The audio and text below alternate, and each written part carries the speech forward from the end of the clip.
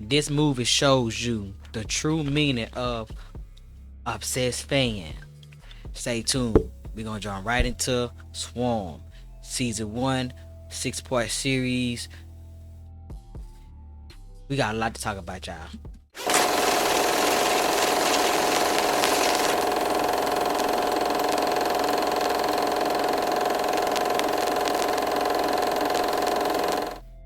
What's up, y'all? This is your boy Amir. This is Raisinette and Junior Mix, where we discuss movies, sitcoms, trailers, series. It's its own film. We watching it and we talking about it. If you have not heard about this movie, you need to go on Amazon Prime, pay the subscription to watch this series.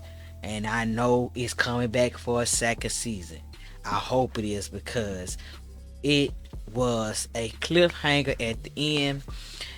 This starring a Dominique Fishback, um, New York Harlem native, who's playing Andrea, a over jealous super fan of a super of a artist. I'm glad somebody finally did a movie of this magnitude, because you know these fans do exist, you know, and someone finally decided to tell the story, which was Danny Glover, and it was Janine Nabers. Neighbors, I might be saying her name wrong. They are the co-creators of this series, and it follows, like I said, it follows Drea and her sister Marissa.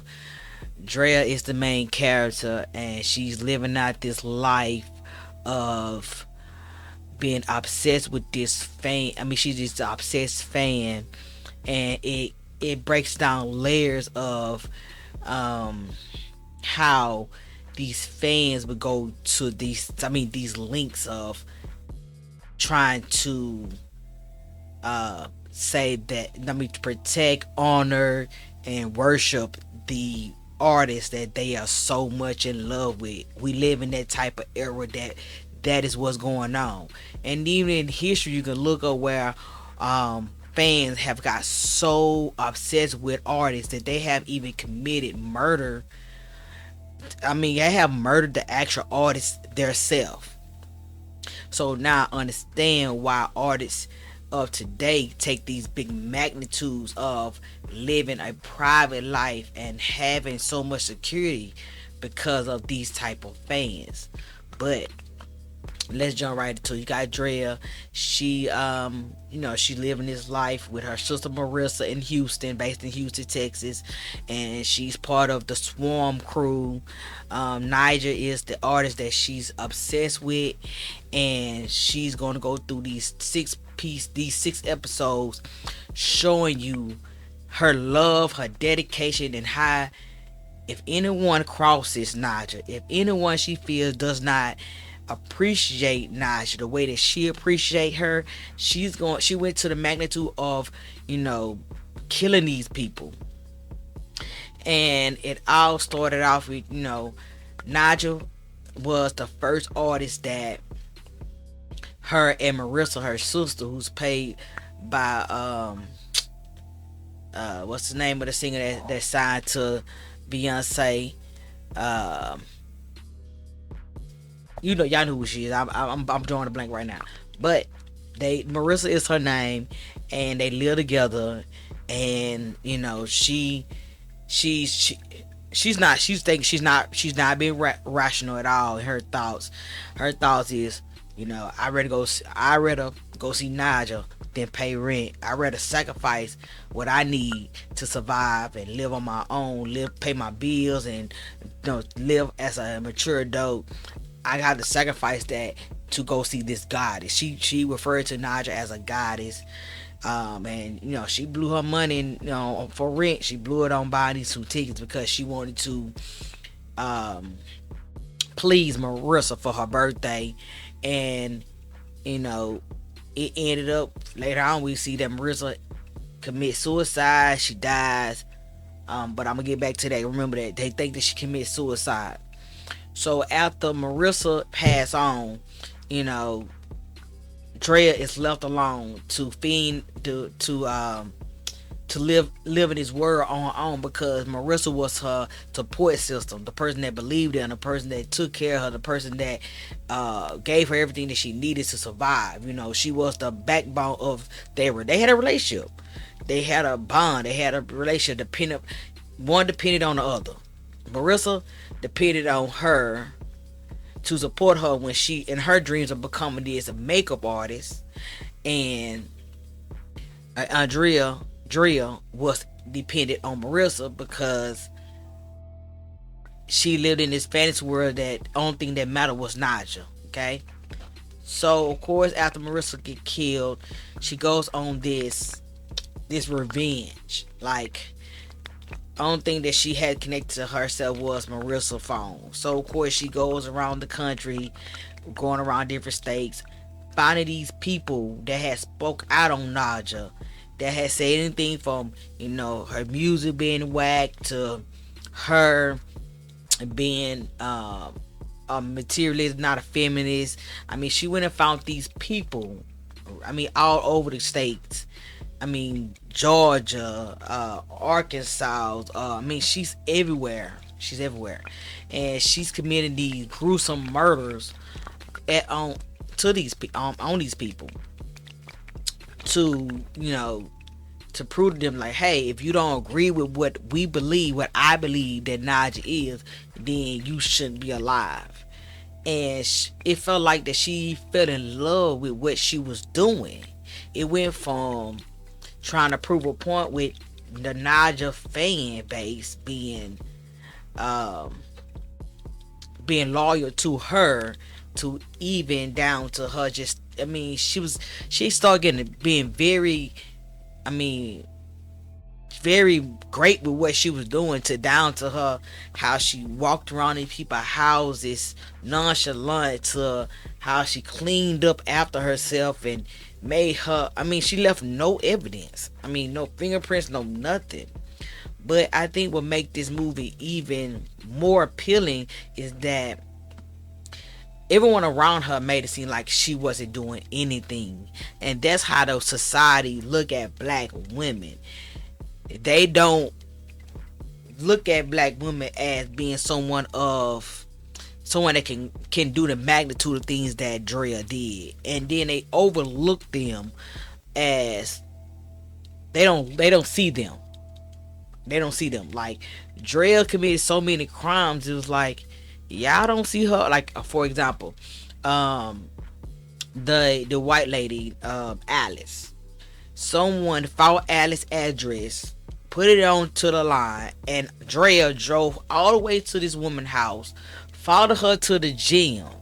Okay, the gay man got her access to the gym so that she can follow this woman to murder her at the gym. No one paid her a mind of walking around with a weight, a free weight, like it was just normal. And even down to her following the lady into the elevator, no one paid her any mind. And even the gay man that helped her get access to the gym, he thought she was someone else, because in his mind, all black women look the same, they act the same. Okay, so I mean, the movie, it is something to watch. It also shows you it I like how Danny Glover took the actual movie and he used a popular queen, as they call her, the Beehive. Yes, they use her as a reference, the pictures and, the twins and the being big. And I like how they incorporate that she was at a party. That artist was at a party. And I like how in the movie they took her in her mind thinking that she was eating a plum and she was enjoying this plum. But in reality, she was biting Niger herself, which occurred supposedly, allegedly, to Beyonce. Beyonce was the alleged artist that was at a party and was bit, allegedly. No one confirmed or no one denied it. No one said anything about it. But Beyonce was also the ones that had the twins. Beyonce was also the one that did the picture with Jay-Z holding the hands. Beyonce also has the beehive, aka swarm. That's what bees do. They swarm around. So I love how Danny Glover took the beehive fan base, because that's what it was based around, and he made his own um movie or depiction of how he feels that they, as a super fan, react to anyone that says anything about Beyonce. But no one has killed anyone for Beyonce. However, there has been people in the history that has had a fan that has came down to killing them, the artist itself. So overall, the 6 part series, even down to episode 5, or no, a 6, where they took it and made it into a documentary, and actually had the detective following the information, and that's it took another black woman to break the case, to see that it was another black woman committing the crimes of how, she even said how they leave stuff on social media, the evidence is left behind. So when she seen in the episode where it was this type of grease, this type of, and she was like, on a black people eat Cheetos, so she broke it down where she knew that this had to be a black woman. Even down to the last episode where Drea finally gets to see Naja in concert. Last episode I thought she got us together. She had a girlfriend. She living a lesbian lifestyle, and now blue. She buy even down to the girlfriend not liking Naja. She was able to deal with it. She was able to take her emotional feelings and put them down, way down, where she ignored them. But once again, that early cycle with Marissa, she went and bought some tickets again for someone. In my mind, I think that she replaced Marissa with the new girl, and she bought her some tickets for her birthday. But the girl did not want to go to this concert. She did not like Naja. What happened at the end was, and that let me know it's gonna be a part two, a second season, because she commit the ultimate thing, and she kills her, and she burns her body, and also burn the tickets. Overall, I would say this series was good. However, what I would say was making it bad is that the story was not well developed. Like, I wanted to know, why was Drea in foster care? Why do Drea have this separation anxiety things going on, to the fact that she had to depend on somebody? Those are the things I want to know. Hopefully they may explain that in the second season, if we have a second season. But how they jumped, why is Marissa's parents wanting to kill her so bad? Because in their mind, they think that Marissa was murdered or was killed because of Drea, because Drea rent was being paid by Marissa, and her parents didn't know that, because Marissa's parents were the people that adopted Drea. Why did they send her back? We got a little bit of the story, but we didn't get the whole story. So those are the plot holes, the holes in the storyline that we didn't get, and that I would like to get some explained. I would like to see, Marissa childhood. How's her parents? What made her get to who she was today? We didn't get none of that. We jumped right into it, right into the action. The overall movie it got an eerie feeling to it. Dominique, the main character, she did a fantastic job with it. But overall, The movie series was great. Go check it out. If I left anything out, leave in the box below. Make sure you subscribe to the channel. Thumbs up the video. Leave a comment. And I'll holler at y'all next time. Peace.